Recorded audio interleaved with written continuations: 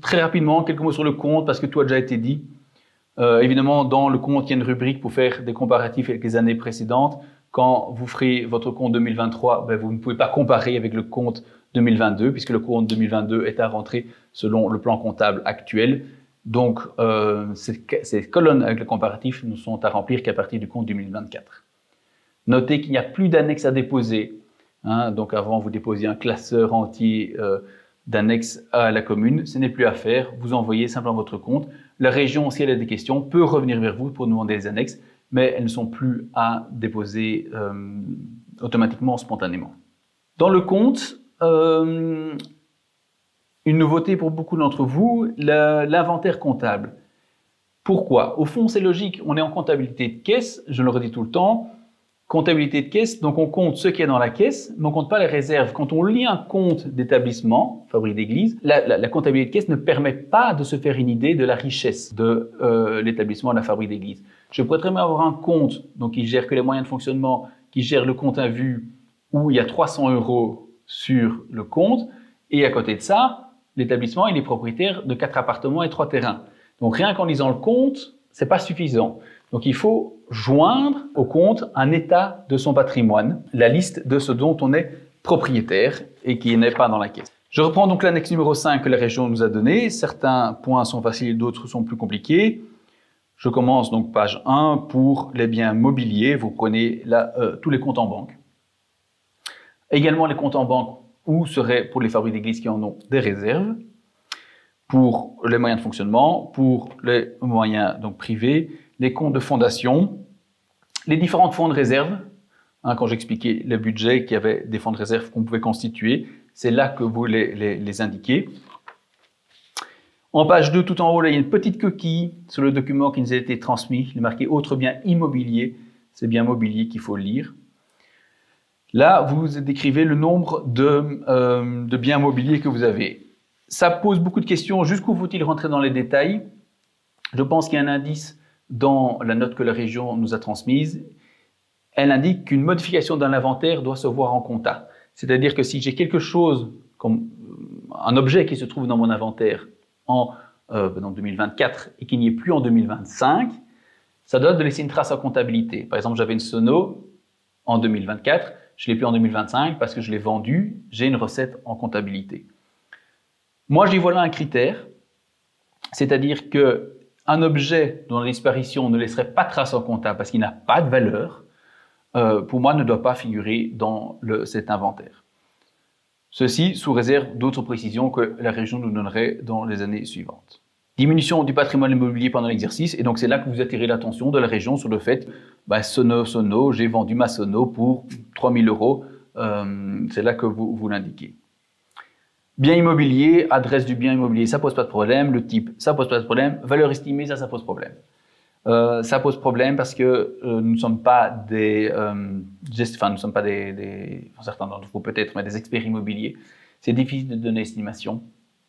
Moi, je donnerais une fourchette pour éviter d'écrire des bêtises. Là aussi, si la région veut qu'on soit plus précis, peut-être qu'on devra demander alors des subsides pour faire des expertises. Dernière colonne importante, rente annuelle. Donc vous avez un appartement. Combien rapporte-t-il par an? C'est là que vous le notez. Dernier poste, les divers, les créanciers. S'il y a des gens qui vous doivent de l'argent et les créances. Voici pour l'inventaire à joindre au compte. Autre annexe du compte et qui existe déjà, c'est le document de concordance financière. Et là encore une fois, c'est toujours le même principe, c'est logique parce qu'on est en comptabilité de caisse.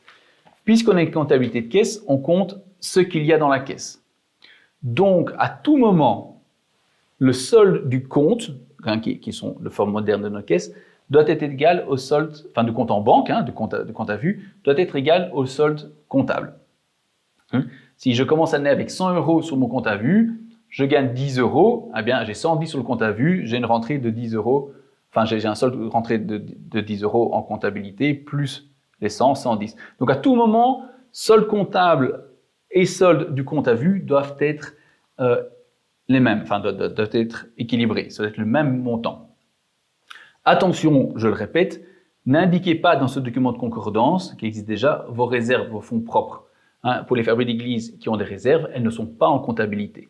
C'est uniquement ce qui fait l'objet de la comptabilité qui doit faire l'objet qui doit rentrer dans le tableau de concordance. Je mets ici un petit exemple. C'est le tableau selon sa forme actuelle. Il sera sur la forme un peu différente dans les annexes que la région nous a envoyées, mais c'est toujours le même principe. Si au 1er janvier 2022, vous avez 1 000 euros, qu'au cours de l'année 2022, vous en avez gagné 43 000, qu'au cours de l'année 2022, vous en avez dépensé 42 000, vous êtes enrichi donc de 1 000 euros. Vous aviez 1 000 euros au 1er janvier, vous êtes enrichi de 1 000 euros. Il est censé rester sur le compte 2 000 euros. Vous joignez les extraits de compte et effectivement, sur le compte à vue, il est bien marqué 2 000 euros. Vous avez vu que je n'ai pas rempli la caisse parce que c'est quelque chose qui est très déconseillé d'avoir des caisses utilisant les comptes en banque. C'est quand même beaucoup plus sérieux, beaucoup plus professionnel. Ça évite des malentendus pour utiliser un euphémisme. J'ai aussi mis 0 sur le compte d'épargne parce que très souvent, les comptes d'épargne sont utilisés pour gérer le capital des fabriques, les réserves qui ne rentrent pas en comptabilité. Si quand vous remplissez ce document de concordance financière, il y a moins en banque que ce que la comptabilité indique, c'est qu'il y a une erreur d'encodage quelque part. C'est que vous avez oublié d'encoder une recette ou vous êtes trompé dans une dépense, vous avez encodé trop, vérifiez. Et évidemment, je vous conseille de ne pas vérifier ça quand vous faites votre compte. C'est à chaque fois que vous travaillez sur votre comptabilité, vérifiez que cet équilibre, cette concordance entre solde du compte à vue et solde comptable est le même. S'il y a plus en banque que ce que la compta indique, eh bien, c'est la même chose. Reprenez vos extraits de compte, c'est qu'il y a une erreur d'encodage. Si malgré ce travail de vérification, cette différence existe, la seule explication possible, s'il n'y a pas eu d'erreur d'encodage au cours de l'année écoulée, c'est que c'est une erreur qu'on traîne depuis des années. Dans ce cas-là, autant la régler, enfin de toute façon c'est obligatoire, vous la régularisez l'année suivante. C'est-à-dire s'il y a moins sur le compte que ce que la compta indique, eh bien, bon, vous renflouez le compte avec vos réserves ou vous faites une collecte extraordinaire pour ça. S'il y a plus en banque que ce que la compta indique, eh bien, ça fait une recette au budget suivant. Mais ça, c'est vraiment pour régulariser une erreur qu'on traînerait depuis des années. Si l'encodage se fait bien, il n'y a pas de raison que le solde du compte à vue diffère du solde comptable. Quelques indications sur l'intervention financière de la région, point 7 de la note. Une petite note technique, ce que les communes vous paieraient en retard, donc si en 2023 vous recevez encore de l'argent des communes, vous l'inscrivez à l'article 132, nous précise la région. Les établissements peuvent être en déficit, mais attention, la région ne couvre que 30%, une suppléance égale à maximum 30% des dépenses ordinaires pour les établissements qui ne sont pas en association et pour les établissements qui sont dans l'association. Le subside régional monte à 40% des dépenses agrégées dans l'association. Les charges d'emprunt, elles, sont couvertes à 100%, mais évidemment, n'oubliez pas qu'avant de faire un emprunt, il faut l'autorisation de la région. Une petite explication sur le tableau qui se trouve au point 7 de la note de la région. D'abord, pour bien le comprendre, je pense qu'il faut éliminer la dernière colonne. Pour moi, elle est de trop, sinon ce n'est pas compréhensible. Elle illustre le fait que l'intervention de la région, l'intervention ordinaire, sera celle du budget et pas du plan. Et au fond, c'est tout à fait logique. En 2023, vous faites votre plan pour 2024, 2025, 2026. Si vous prévoyez, par exemple, qu'en 2026, vous aurez besoin de X comme intervention régionale, mais qui se fait qu'au moment, quelques années après, au moment, en 2025, au moment de faire votre budget 2026, vous vous rendez compte que vous n'avez pas besoin d'autant, eh bien évidemment, la région versera ce qui est prévu au budget, pas ce qui est prévu au plan. C'est ce qu'indique ici ce tableau. Vous voyez que cet établissement, dans son plan pour 2025, il avait prévu qu'il commencerait l'année avec 0, alors que pendant l'été 2024, quand il fait son budget 2025, il prévoit qu'il commencera avec 2000. Et donc, les 3000 d'intervention régionale qu'il avait prévues, il ne doit plus les demander, puisqu'il a 2000 de plus que prévu. Il doit demander 3000 moins 2000, il doit demander 1000. C'est tout à fait logique. Je vais passer très rapidement sur le point 8. Pourquoi? Parce que le point 8 concerne les investissements, les travaux extraordinaires, ce qui par définition ne se fait que de manière exceptionnelle. En quelques mots, pour tous les dossiers, les travaux extraordinaires se discutent dossier par dossier à la région. Avant de vous lancer dans un tel projet, vous faites un plan financier, vous allez en discuter à la région. La région attire également notre attention sur les marchés publics. C'est pas parce que vous êtes en ordre avec la tutelle, que vous avez tous vos accords, vous avez même vos accords de financement, que vous pouvez y aller.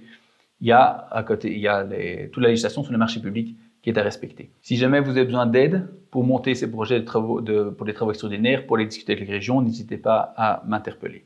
Quelques notes pour terminer à propos du trésorier, c'est le point 9 de la région. Il y a ce principe de bonne gestion qui dit 4 yeux, 2 mains. Pour toutes les opérations importantes doivent être vues par 4 yeux différents et signées par 2 mains. Et ça s'y retrouve ici aussi. C'est-à-dire que le trésorier, la trésorière, est la seule personne qui peut faire les paiements. Mais bien sûr, les paiements qu'il ou qu'elle fait seront des paiements tels que décidés par le Conseil des fabriques. C'est pas lui, c'est pas elle qui décide de faire les dépenses. C'est ce qui aurait été décidé collégialement dans le Conseil des fabriques. D'où la pratique qui existe déjà maintenant de travailler par mandat de paiement. C'est-à-dire que toutes les factures avant paiement doivent être signées par la présidente, le président et la secrétaire ou le secrétaire. Donc vous avez une facture, présidence, secrétaire y signe et alors le trésorier peut faire le paiement. À mon sens, ça n'empêche pas l'encodage par un tiers. C'est-à-dire que, effectivement, seule la personne en charge de la trésorerie peut faire les paiements, mais on peut imaginer que vous ayez un accord avec la banque pour qu'une autre personne ait accès au compte, en vision, peut faire les encodages, mais au moment d'exécuter le paiement, c'est vous qui signez. Après, vous êtes fait couvrir par le Conseil des fabriques, comme je l'explique. Il y a quelques explications, c'est les comptes de fin de gestion.